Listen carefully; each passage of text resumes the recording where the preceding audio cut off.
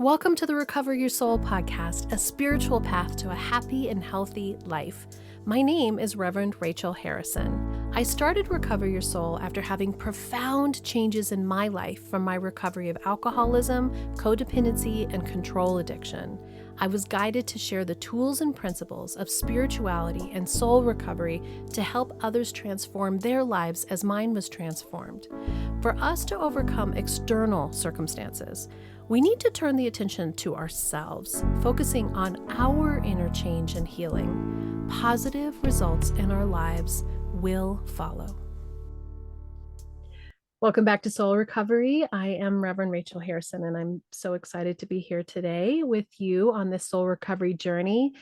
And I'm really excited because on this episode, I have Nina Pick with me, and she just launched, she was just saying she just birthed this baby of this new book, and it's called The Mind-Body Guide to the 12 Steps, Finding Joy, Sensuality, and Pleasure in Recovery.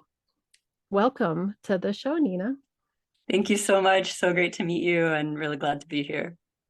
I resonated so much immediately in this book because we're both in recovery from alcoholism, and we have Al-Anon in our system as well. And tell me a little bit more about what brought you to want to speak about recovery in the 12 steps in this new way that is around somatic practices. Yeah, so having, been in recovery myself since 2009 and in various fellowships, I over the years started to feel like something more and more was missing from my experience in conventional 12-step recovery. And what was missing for me was really this aspect around embodiment, and also a real understanding of trauma and how trauma informs our patterns and our addictions. So as I started kind of exploring my own healing and bringing embodiment practices into my recovery, I started to more and more feel like this is something I wanted to share and to be able to offer to other people. I love that because I think 12 step is so powerful. And for a lot of us, there needs to be that next level up, that we're having had a spiritual awakening. Now we're interested in more depth in what that is. What brought you to the somatic piece of it? Because it's something I'm super interested in, and I can't wait for you to talk more about. Yeah, absolutely. So, one of kind of the main hallmarks of trauma is that we leave our bodies, right? That our experience in our bodies is one of fear, is one of lack of safety, is one of pain, one of violation, and so that we learn the body is not a safe home, and so we kind of go up and out and leave our embodiment behind. And with that, we lose our connection to the earth, we lose our connection to our ancestors, we lose our connection to our inherent inner wisdom and also to spirit. And so in the conventional 12-step path for me, what was kind of missing in all of the talking about the steps and the reading of 12-step literature and the writing, doing the workbooks and the journaling, were practices that helped actually heal the underlying trauma. I feel like I was learning a lot of really great kind of coping skills and tools and behaviors that were much, much healthier. But it wasn't by itself enough to fully do the healing work, like the trauma healing that allows for this soul recovery that you speak of as well. And the really somatics, at its essence, is about restoring a sense of safety and connection in the body, and looking at the trauma, the imprints that are held in our body and mind and nervous system, and the impacts of that on our capacity to connect to ourselves, to others, and to spirit. So I think it's a really important missing ingredient in terms of a more holistic, more integrated sense of healing for those of us who are on the 12-step path. Absolutely. I didn't even realize how much energy was held in my body until I started to stop numbing out, first of all. But even after I had quit drinking, it was so interesting to start looking at it in a new way around what's happening for me right now, what's up for me right now. And the more that I learned that there was everything from the past trailing underneath there, waiting to be expressed, that I started opening up doors and started doing that trauma healing. I'd love to hear more about what you know about us keeping stuff in our bodies and the trauma in our bodies. Absolutely. Yeah. So I talk about in a bit about this in the book, that, with traumatic experiences, with chronic stress, they leave an imprint in our bodies, in our tissues, in the ways that our brains develop and our brains function, and in the tendencies of our nervous system, right? And all of these are geared towards survival, right? They're meant to keep us safe. And so we, with traumatic experience, with chronic stress, we tend to be oriented towards either real or perceived threats. And so we can walk through the world in a kind of constant state of hypervigilance, of waiting for the other shoe to drop. And Stephen Porges, who is the kind of founder, the discoverer of polyvagal theory, which is a really major contribution towards the understanding of the autonomic nervous system. He has a term that he coined called neuroception. And it's a really, really important term for understanding how trauma functions, and for understanding our own and other people's behavior. And essentially, neuroception is the inner perception of safety. And so for those of us who are carrying trauma or the imprints of chronic stress, our neuroception, our inner perception, is geared towards threat. So we're very attuned towards the potential towards threat in the environment, and we may even see threat where there actually maybe objectively isn't any. So there's a kind of feedback loop that's created where our inner sense of lack of safety then feeds into perceiving a lack of safety in the outside, which then hooks back internally, and we feel even less safe. And then you have a kind of negative feedback loop there. So part of what we can do with healing work, and I think really so beautifully with a mind-body approach such as somatics or energy healing or other integrative healing approaches, is that we start to restore the missing ingredient, which is a sense of safety. And that's safety in the environment, and it's also safety relationally.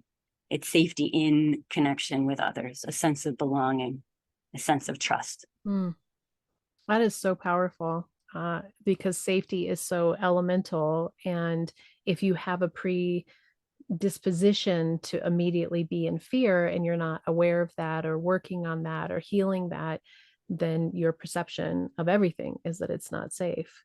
And then you can't really move forward. But as soon as you bring inner safety in, one of the things that I loved in your book was that you use the 12 steps, and for each of the steps, you have different practices, really great practices around how to work the steps and to integrate into your body these ways of creating that inner safety and releasing the trauma. How did you come up with these practices? Yeah, so for me, the practices are kind of right at the intersection of somatic psychology, spirituality, and like a kind of mythopoetic understanding of the steps, which is in part comes out of my, my vocation, or my work as a poet, and my studies of literature and of depth psychology. And so the practices, I wanted to illuminate aspects of the steps that are maybe facets that are less obvious, that are maybe revelatory in a new way, right? Because we go over and over and over the steps, right? If we're in the rooms, we're hearing the steps at most meetings, we're reading the literature, you finish step 12 and you're back at step 1, right? So more is revealed every time, right? And I do have a deep sense of, the 12 steps as a pretty boundless spiritual path that can bring us very far. And with that, I think for me, it's been important to be committed to unfolding the steps in deeper and deeper ways, right? It wasn't satisfying to just keep kind of reading it at face value. So the practices then emerged a lot out of my own tools that I was just using, and kind of wasn't even aware that they were tools, right? They were just like things I was doing. And then as I started working on kind of gathering my writing together and gathering the materials for the book, I was like, oh, maybe this might not be so obvious for other people. And maybe I'll try to fill it out a little bit and add it to the book as a contribution. So and there's a lot of somatic lineages and spiritual lineages woven in, right? Like I think what I did was a task of integration and interweaving, but the creation of many of these practices and these approaches go back and back, right? And in spiritual lineage and ancestral lineage, in the lineage of psychologists and somatic healers. So I think it was something of finding the congruence between the 12-step framework and these other spiritual frameworks. Yeah, I love that. And I think this is the cool part of what's happening in soul recovery, in this recovery movement that is stepping outside of the rooms and into a more embodied, integrated way that's bringing in all of this other stuff. And of course, in those rooms, they need to stay within their circle because it can get too crazy. But that's what I think is so wonderful about all of this. And you have your intro, your forward is by Rami Shapiro, which is amazing because his book Recovery is one of my favorite books, and actually is normally what's underneath my microphone to make it have good sound and good juju. So his 12 steps were really that first step out I took of the traditional 12 steps. And there's so many beautiful opportunities to start to see them in a fuller way. So what comes to me to ask is, what was of these steps, what was something that came to you that was a surprise to you in this knowing that was offered to you to start to do this work, that is outside of the traditional step work, that like really was something that was powerful for you? Yeah. Well, so first of all, yeah, I think just to reflect, like, yeah, I'm so grateful that Rabbi Rami could write the foreword, and I can't think of a better book to kind of prop up a podcast on recovery, quite literally with your microphone. But because yeah, I found a really similar. His book had a similar impact on me of kind of expansion and deepening, of the 12-step framework in new and beautiful ways. So yeah, I'm super grateful to interweave with him. And in terms of, yeah, I think there's so much that unfolded. let's see, I guess I would say I mean, I could probably answer that question for every step because like as I started writing and working on the practices and kind of doing like a close reading, like as if each step was a poem, you know, really kind of unfolding, not even just the 12-step literature, but like literally the words of the step themselves. And for every single one, when I looked at, say, like the etymology of the words, or I looked at the way the step was written and the order of the words, it really, really kind of opened and unfolded. So there's a couple things I would say. Spiritual awakening in step 12 took on a deeper meaning for me. In step 12, I explore a lot of the meaning of like awakening. And some of that is, you know, spiritual awakening as is kind of commonly talked about, right? We kind of step into our spiritual connection, right? By the end of our journey through the steps. But I also explore it in relation to the body, right? Because through these mind-body practices, through somatics as a, you know, as a healing path, as a spiritual path, our bodies awaken, right? We start moving back in, we come back home.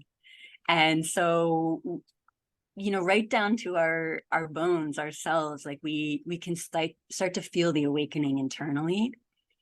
I also talk about awakening as in a kind of a movement into the depths, like a soul awakening, where we can track our dreaming and pay attention to, you know, what is it like to awaken while we're, you know, kind of physically asleep, but alive to all of the imagery and guidance that's coming through in our dreaming.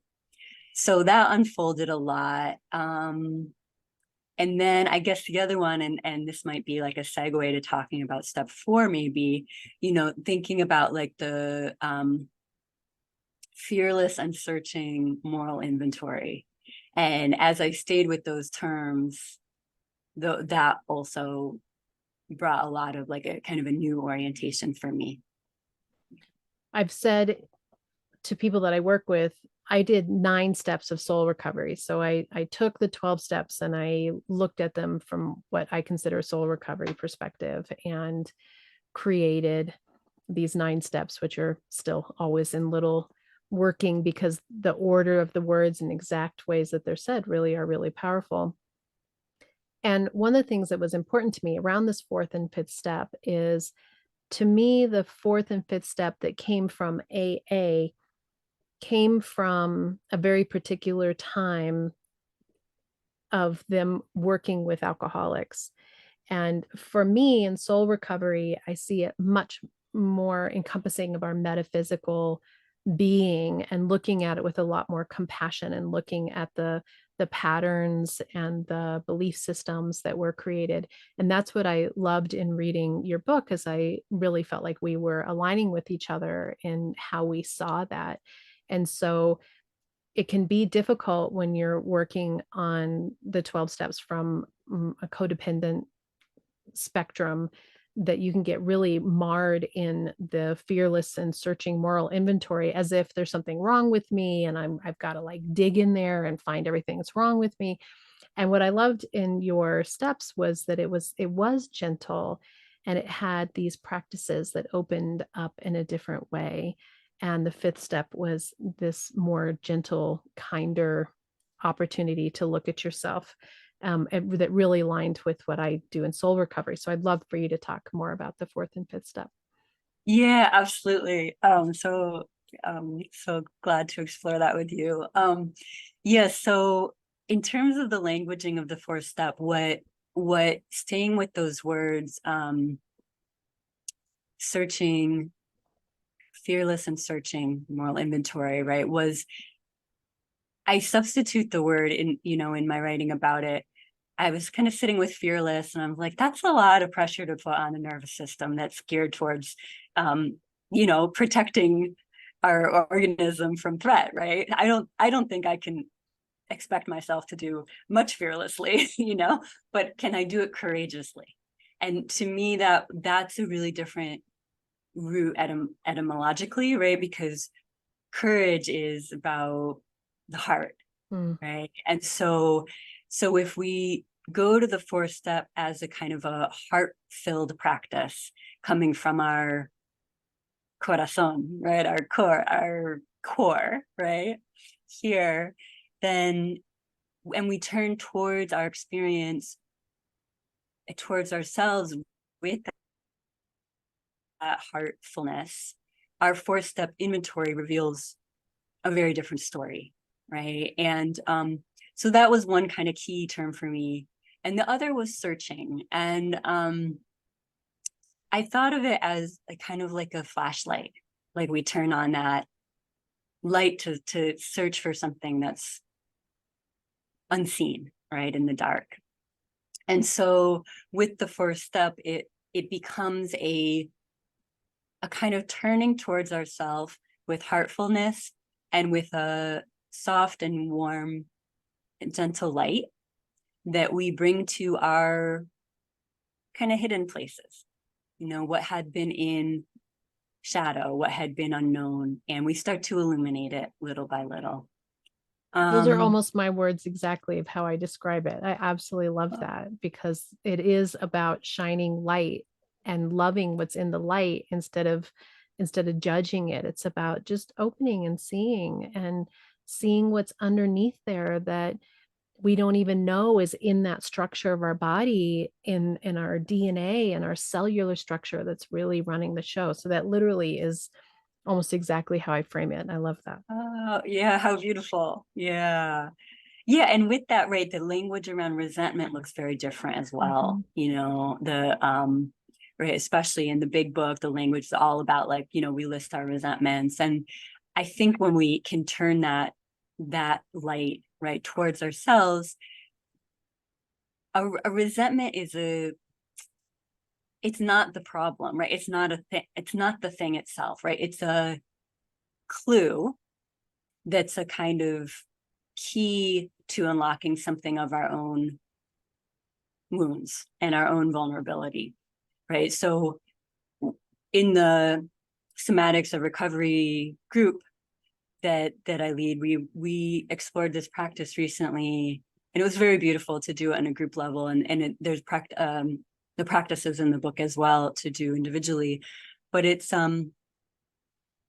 looking at, okay, like if I have this resentment, or if I did something that is, you know, was kind of wrong, right, off the path, what happens when I turn my awareness back towards myself, right? So, you know, to just kind of make up an example, if, oh, I can't believe that so-and-so did that thing, right? That all that energy is directed outward. They did something wrong. I'm in resentment, right? And so then it's not about getting rid of the resentment necessarily, right? It's about, what is it touching in me, right? That I'm, so much of my own wound is activated. And so when I kind of turn the gaze back on myself and trace it back far enough, I can see, oh, whatever it was that person did, right, touched on my own feeling of not good enough, of unlovable, of feeling abandoned or rejected, right? And soon enough, right, before you know it, it's like we're back at the really, really core early developmental traumas, right? I'm unloved, I don't matter, I don't exist, and I'm alone. Yeah. And then it's not easy work necessarily, right? Because those are the really vulnerable spaces. But I think if we can do that work and recognize those as really our own wounds, then we can come in with that kind of healing and compassionate embrace of ourselves, and meet what's present with warmth and friendliness. So I would say that for step 4, and then I think in terms of step 5, I think the promise of it is a reparative attachment experience, that we get to bring all of that, all of our deepest fears, all of our deepest wounds, to our sponsor, to a fellow, to, you know, whoever we're doing our 5th step work with, and get to be vulnerable with someone who is able to receive us. And I think the promise of the fifth step is that we're seen in our imperfectness, right? We're seen in our vulnerability, and we're met there. And I think for many of us with that really early trauma, these are new experiences, and it's a big part of building that inner felt sense of safety relationally. Yeah, that's amazing. And I just feel that when we come from the fourth step, the inventory, from that compassionate place, from that tenderness to ourself, it opens up the ability to really let the fifth step, the sharing of our story, to be a complete release, to be an allowance of our bodies to really, really let it go.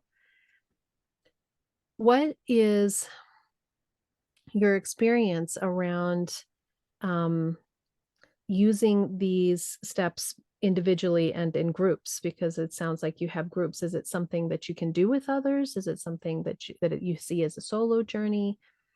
Yeah, I think it's really, important when possible to do with others. I think my vision for the book would be that it's can be a kind of guide and a fellow traveler, like a companion for people who are doing it alone or who need to bring in this part, on their own, and that I can be just like as a kind of fellow on the path with them, or writerly voice that's a friendly and empathic one. And as I was saying, like the I really think the 12 steps offer this potential for learning healthy relationship, right? Learning that we can turn to others to ask for help, learning that when we reach out, we're going to be met, someone's going to be there responding. Learning it's okay to be vulnerable, to cry, to be angry, to be fearful, all these things that many of us feel like we need to hide from the world. And we get to be seen, and I think that's a tremendous gift. And what people find in the rooms often, right? And you get to share your story, and people listen, and they nod, and you're not alone, right? It's kind of being held like in a big, like, nurturing community, really, and so I think it works. I'm really excited about the Somatics of Recovery group that I'm doing at the moment, and we'll be doing another round in the next few months when this one wraps up, because there's just something so potent about group energy. I think it's like all of the work that we're each doing individually is almost like kind of potentiated and just grows exponentially, and we get to witness each other, and we get to hear our stories spoken by others, and we get to learn and expand in relation to each other's experiences. And it's really powerful. Sometimes I just feel very humbled by what comes in, very touched, very kind of in so much reverence of what people, the wisdom that people are carrying, and the wisdom their bodies are carrying. And yeah, I think that, and then I think just the last aspect of that, doing somatic practices in a group is also really powerful, because part of what we get to do is we get to mirror each other, right? We get to all be together, and we all putting our hands on our hearts, right? And then I'm having my heart experience, and you're having your heart experience, and our hearts are also resonating with each other. So we're in that kind of shared life force, that shared kind of field together. Yeah, I agree. I think that one of the greatest gifts that I've had in my life and my recovery is finding others who are on the same path, and just being so held and witnessed in ways that I was so searching for in all of my addictive behaviors. And as soon as you really let go of control and surrender and start doing the work, it's like then they come, then there it is. It all comes together. It's amazing. Well, I'm so excited for you. And I really encourage anybody who's listening to get the book. It just came out this week. You said it got released this week. So it's available and there'll be links in the show notes for it as well. What would you like to offer sort of for your last words in terms of for especially the codependent community, healing community that tends to come to recover your soul? How has this helped you in that part of your life? Yeah, absolutely. So I think bringing in like the trauma sensitive framework and framework based in attachment theory, which is kind of a often interwoven very deeply in somatic healing modalities, um, is to me a very important kind of complement or a deepening or addition to the 12-step language around codependency, because I think the word codependency can sometimes, for me at least, it can have a very in our culture, it can have somewhat of like a judgmental connotation, I think, when people use it. Like it's very dismissive and sometimes, and though I imagine maybe for some people it's helpful to find that language, right? To find, you know, Codependent No More, or find those books, right? They finally give language to a kind of constellation of patterns, right? But what comes from a, attachment-based framework or a trauma sensitive framework is that our relational patterns are survival strategies, our attempts to get our needs met, and some of those were really necessary, kind of really kept us alive, right, at certain phases, right? Like for people growing up in chaotic or dysfunctional or, alcoholic homes, the say capacity, right, to be endearing, to people please, to watch out for other people's feelings, that's a matter of life or death, right? And that keeps you going, all of it, right? The shame that we take on, which is one of like the, kind of major hallmarks of developmental trauma, that was also really a survival strategy that was kind of designed, how it one of the ways it kind of works in us, right, is it makes it makes it our fault, right? But it allows us to kind of maintain a fantasy that our caregivers had it all together, right? And if only I was good enough and was worthy of their love, they would love me, rather than really seeing and accepting, which we can generally only do, if ever, right, much, much later, like in adulthood, really seeing they're so human, that our parents and our grandparents and our great grandparents were carrying their trauma imprints and passing those imprints on from generation to generation, and may have been unable to meet us in those core ways that we needed and wanted at that time, right? And so all of these strategies are protective. They helped us cope, they helped us survive, they helped us see only what we were capable of seeing. And so I think a kind of bringing an intentionality around meeting those needs now is really important. Like, can we in recovery come to have a vision of what a healthy relationship is, where there's trust, where there's consistency, where there's a kind of baseline level of security, where there's healthy boundaries, right? Where there's clear communication, where there's praise and acknowledgement and celebration of who we are, right? And so new possibilities, new visions, I think, start emerging.